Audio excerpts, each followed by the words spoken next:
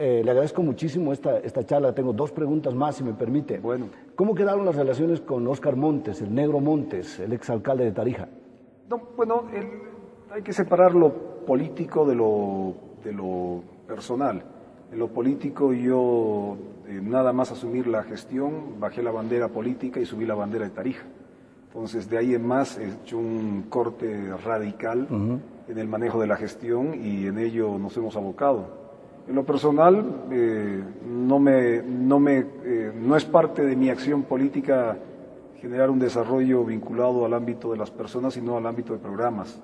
Por eso la democracia, si bien se genera a través del funcionamiento de ciudadanos y ciudadanas, son los proyectos políticos y la capacidad democrática de establecer decisiones, como te decía y vuelvo a reiterar, de una visión de Estado razonable, decisiones razonables. Y te voy a poner un ejemplo, rapidito. El año pasado, cuando empezábamos la gestión, a raíz de lo que fue, yo creo, también la participación popular, un poco las alcaldías repartían tantos barrios, tanto monto, porque el Estado también nos repartía de esta manera. El ejercicio del gobierno del Estado central era a municipios, le repartimos tal la cantidad en función de los habitantes que tenemos. Entonces, el municipio cometía esa misma decisión, o duplicaba la misma decisión. Tenemos tantos barrios, repartimos tanta cantidad, y algunos proyectos, evidente, concentraban un poquito más de recursos. Cuando hemos asumido la alcaldía, la primera acción que hemos tomado es definir con nuestros vecinos y vecinas qué significaba ser ciudadano. Y te diré que la definición era compleja. Y entonces, para no equivocarnos en cómo nos autodefiníamos como ciudadanos, pusimos una matriz muy básica, que es parte del diálogo que tendré aquí en Sucre, que ser ciudadano es aquel que detecta o identifica los bienes públicos.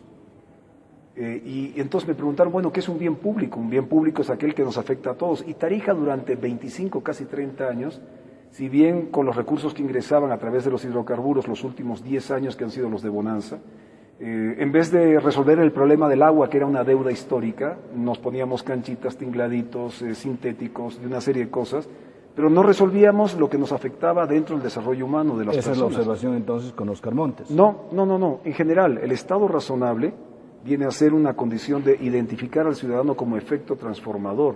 Y el ciudadano identifica sus bienes públicos. Y los bienes públicos, sea agua, orden, seguridad ciudadana, que nos afecta a todos, genera una cohesión social.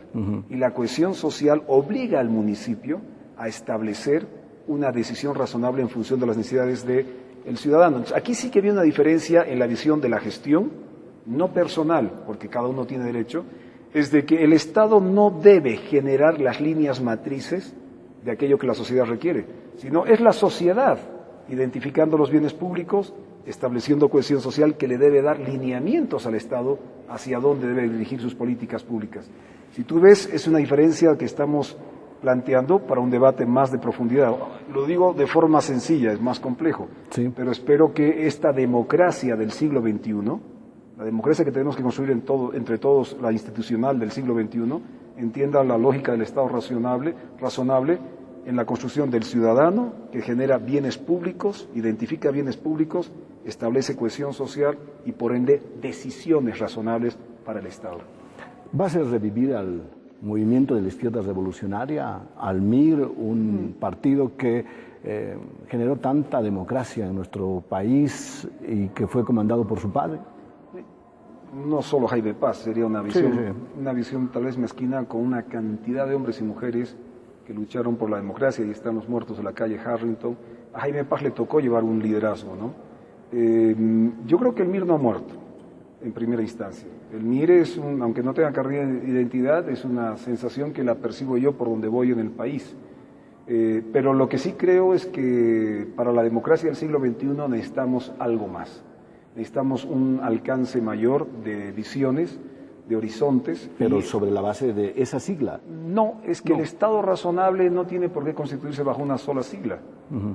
Es el solo hecho que tú y yo nos sentemos a dialogar y a debatir e a intercambiar criterios, significa que algo en común buscamos, que nos une en función de este Estado. Porque al final es el Estado el que determina tu vida. Y creo que debería ser un cambio radical en eso. La sociedad debería establecerle al Estado qué tipo de vida quiere la sociedad y no el Estado como ha sido el siglo XIX, el siglo XX y inicios de este siglo XXI. Tarija en Tarija hay alguna gente que incluso me sorprendió decir eso, escuchar eso, que bueno, se sienta hasta maldecido con tanto dinero, con tanta plata, porque es parte de su pobreza. Ahora, tanto dinero para Tarija que sembró mucha pobreza.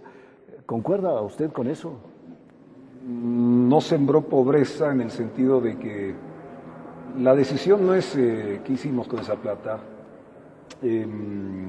Perdón, la reflexión es qué no hicimos con esa plata. Uh-huh. Entonces mi reflexión como departamento y como ciudad principal, capital, con la mayor cantidad de habitantes, ¿por qué en esos 10, 12, 13 años de abundancia, sabiendo que el agua era un problema central, claro, no decidimos por el agua? Y sin embargo construimos todo lo que quisiéramos construir.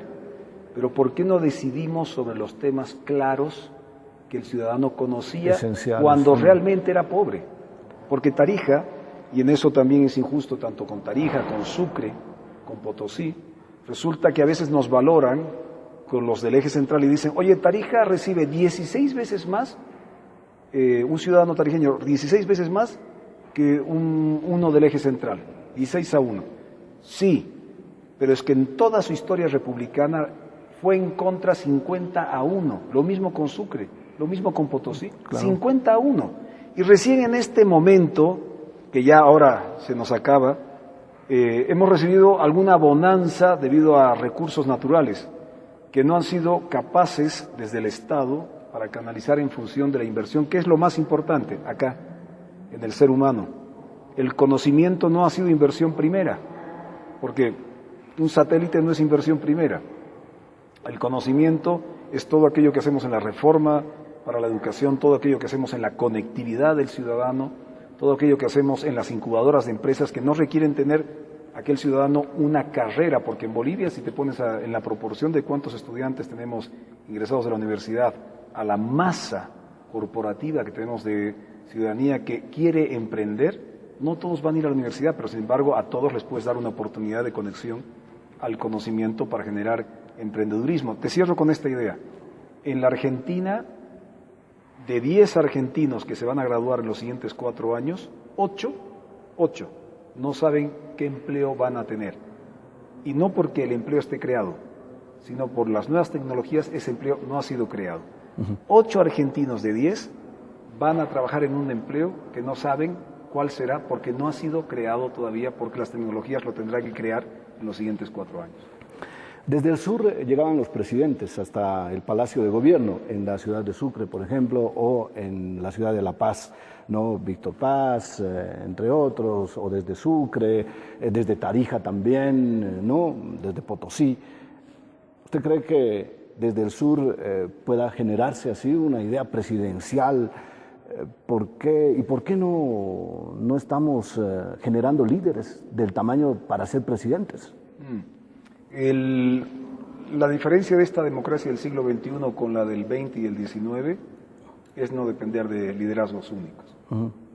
Si logramos en Bolivia transformar eso y entender algo que se me olvidaba decirte, que el Estado se construye desde las regiones, ya. Desde la incorporación. Rebobino. ¿Por qué no entonces se genera una idea desde el sur y no depender necesariamente de estos liderazgos personales? Bueno, es lo que no estamos debatiendo, no para establecer un proyecto desde el sur, pero sí que nos escuchen, ¿no es cierto? Uh-huh. Y por eso compartimos un criterio de análisis estrictamente técnico, no político, de cómo se construye este Estado razonable, pero además de qué manera las regiones son parte de la incorporación al debate de la construcción del Estado.